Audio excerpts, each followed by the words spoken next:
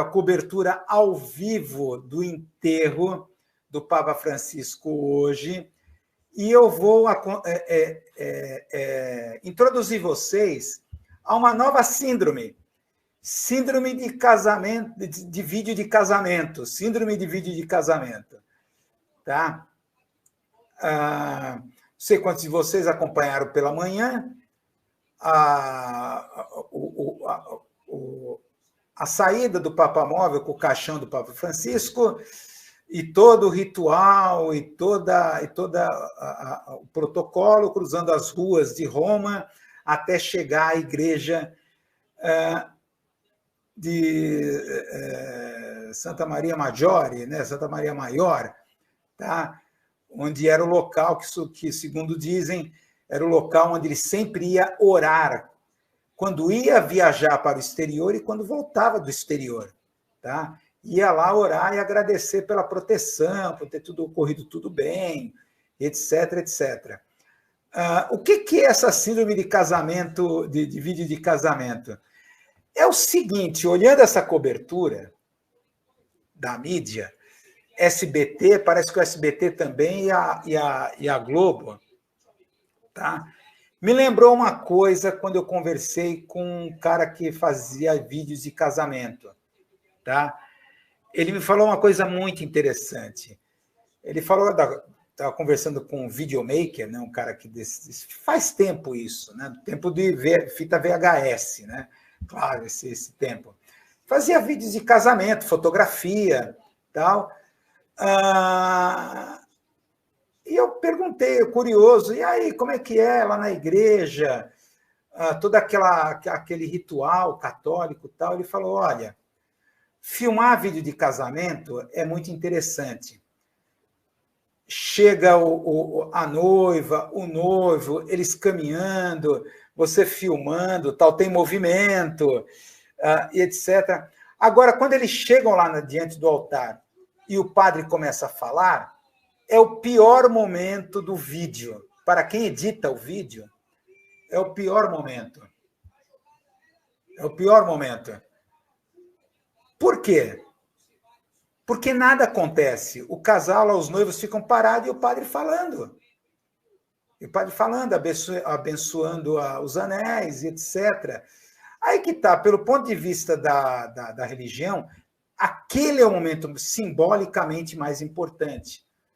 Mas para o videomaker, é o pior momento, porque tem que ser resolvido na edição. É o momento que a edição tem que trabalhar para tornar mais dinâmico, para não ficar um saco o vídeo, naquele momento em que nada acontece. Tá? É a mesma coisa aqui, nessa cobertura. É interessante como os repórteres, por exemplo, César Tralli, que estava lá, essa outra aqui, a Bianca Rottieri, todos avaliando o que estava acontecendo pelo momento mais emocionante e momento menos emocionante. Então, toda a questão é da emoção. É da emoção. Tá? Então, a entrevista com as pessoas, entrevista com populares, sempre vai encontrar um brasileiro lá. Então, a questão, qual o momento mais emocionante? O que você sentiu? Então, mesmo a locução ao vivo, os poucos momentos em que se tratou do simbolismo, quando um padre estava narrando sobre os diferentes tipos de tilintar dos sinos, tá? Os diferentes sinos para determinadas situações, tá? É interessante como a parte simbólica simplesmente é ignorada. É ignorada. Se você olha um ritual desse, é rico em simbolismos. A cor púrpura dos cardeais, porque você encontra uns com cor púrpura, outros com cores vermelhas, o sino, o trajeto. Há uma riqueza simbólica ali que é simplesmente ignorada pela transmissão ao vivo. Simplesmente eles têm que, como por exemplo aqui a Hilda Scamparini, né? A Ilse Scamparini, essa daqui que é emblemática, né? relembrar o momento com essa coisa de culto da emoção, do emocionante, o momento mais emocionante.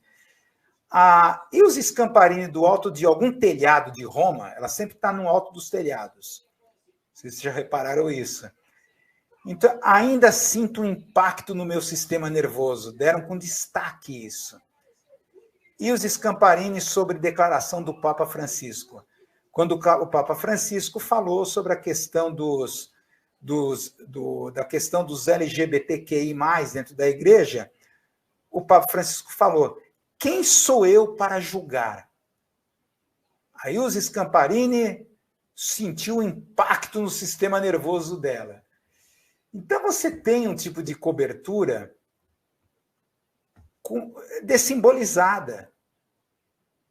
Tá? É claro que essa questão, a pressão que se faz, é o Papa mais progressista, vê essa coisa, por exemplo, de hoje, da Globo News. Quem sou eu para julgar? Se lembrou?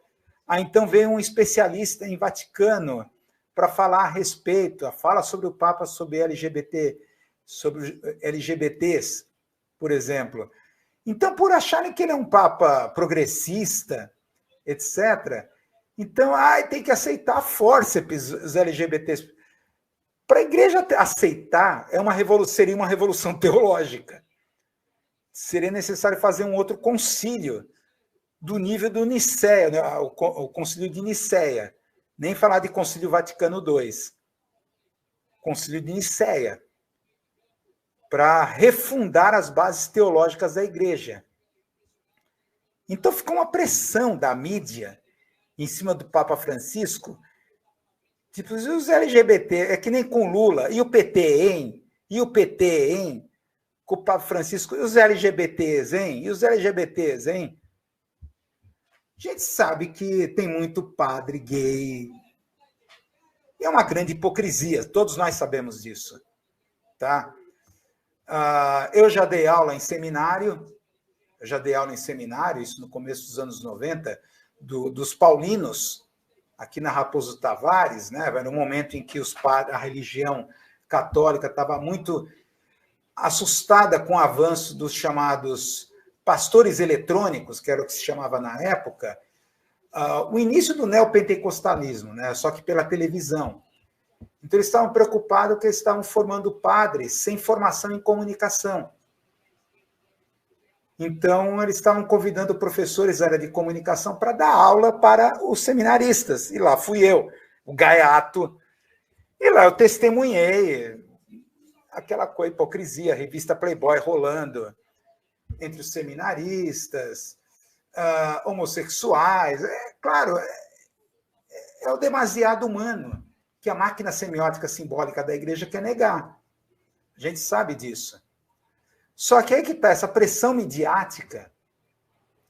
Claro que o máximo que o Papa Francisco diz, quem sou eu para julgar? Quer dizer, tem a ver com as questões da fé, as questões transcendentes. Isso são questões aqui terrenas. Quem sou eu para julgar isso daí? Então, na verdade, pressionavam ele por uma coisa que, na verdade, seria necessário fazer um outro concílio, refundar as bases teológicas da igreja para aceitar, por exemplo, padres LGBTs, transexuais, etc. Tá? É impressionante isso. Mas é claro que tem aquela questão, né? A gente já falou do Drops passado. É considerado o Papa mais progressista. O Papa mais progressista. Porque ele falava em acolhimento, empatia. Não, isso é uma reinterpretação. Ele falava, de repente, pobres e empobrecidos desapareciam da mídia. A opção pelos pobres, que muitas vezes o Papa Francisco colocou. Claro que a leitura da mídia é dentro do discurso woke. Quem sabe muito bem, a gente já falou disso. Falar em pobre e empobrecido tem a ver com uma dinâmica. Enquanto falar em desigualdade e vulneráveis, tem a ver com uma coisa estática. Do tipo, tem gente que nasce vulnerável. Tem gente que nasce desigual, outros não. como se nascesse rico e pobre. Enquanto, na verdade, era isso que o Papa Francisco falava, há um processo de empobrecimento. Há um modelo econômico perverso de criação de pobres. Tá? Isso que é claro que a mídia, na reinterpretação, o woke que fizeram do Papa, então é aquela questão, Papa empático, acolhe, está do lado dos desiguais, dos vulneráveis, o acolhimento, e toda essa conversa mole, tá? E é interessante isso, no meio de tudo isso, quem estava lá? Zelensky e Trump arrumaram um tempinho lá na Basílica de São Pedro para puxar a cadeira e conversar. Agora, aí é que está uma coisa. Aí volta uma questão que a gente fala do tema do Drops passado. Tá? O Trump está fazendo lá. O vice dele, o J.D. Vance, veio visitar o Papa Francisco, uma visita fora da agenda, surpreendente. Horas depois, o Papa morreu. Até brinquei, né, de que o Papa Francisco não resistiu a uma visita do vice do Trump. Morreu horas depois. Tá? Mas é claro que isso tem a ver, que a gente já falou isso, eu vou voltar a esse tema, que o Trump é o fim da globalização. Ele representa o fim da globalização. Essa conversa aí com o Zelensky é aquela coisa, certamente ele está falando, olha, eu quero as minhas terras com metais nobres, quero as terras nobres, para pagar tudo que eu já coloquei de dinheiro lá nessa guerra que você é o perdedor. Você é loser, você é perdedor. Olha só como ele está lá, pobre coitado, encolhido, tal. Eu quero as minhas terras raras, que é o que Zuckerberg, todo esse pessoal do Vale do Silício está de olho. Os metais nobres, as terras raras. Tá? Cadê as minhas terras raras? Tá? E é claro que com o fim da globalização, acabou esse projeto que a gente estava falando no Drops passado, do fim das igrejas monoteístas. Esse era o propósito da globalização. No campo espiritual, era destruir com as religiões monoteístas. Islamismo, cristianismo, judaísmo. O judaísmo através do sionismo. O cristianismo através de todos os escândalos, pedofilia, escândalos de corrupção no Banco do Vaticano, tudo isso que o padre Francisco herdou. E, é claro, o islamismo, homem-bomba, fundamentalismo islâmico, aquela coisa toda. O islamismo como sinônimo de guerra, belicismo, né? Coisa beligerante. A partir disso, essas religiões monoteístas seriam destruídas e os seus cacos virariam uma coxa de retalho ecumênica. Seria uma religião, uma nova espiritualidade global. Só que acabou a globalização. A questão hoje, daí que o Trump está tão interessado, a ponto do vice dele aparecer para ter uma conversa pessoal, ele está sondando uma influência no conclave. Uma possibilidade de influência. Por quê? Porque a questão agora é o cristianismo extremista de direita e o nacionalismo. Esse cristianismo do qual ele faz parte, tá? De extremismo de direita, tá? É as bases do nacionalismo atual. Sai a globalização, volta ao nacionalismo. Então, tá aí o que está por trás da guerra tarifária, todo esse auê que está acontecendo.